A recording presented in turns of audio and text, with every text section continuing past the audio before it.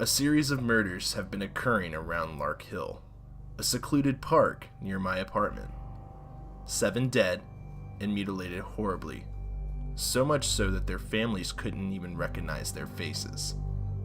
The police have been warning the residents nearby to avoid going out between 1 to 3 a.m., as this is the time when the murders have been committed.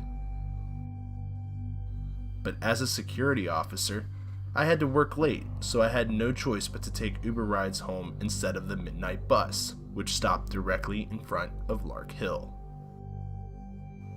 One night, I booked a ride home. The driver's name was Daryl. Daryl and I had a long chat. Poor guy told me about his wife and 2 kids, his sick grandmother, and how he had to work 2 jobs to support his family. I pitied the guy. He had the eyes of a loving dad working hard selflessly for the ones he cared about. As we approached my destination, he turned and asked, "Why are you going to the park at this hour?" And I told him I lived nearby. "Why not take the midnight bus then?" He sure asked a lot of questions. I proceeded to explain how I lived nearby and the predicament I was in.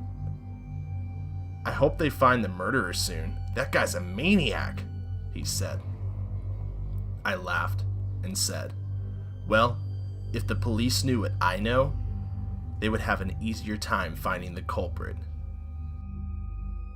He gave me a confused look and asked, "What do you know?"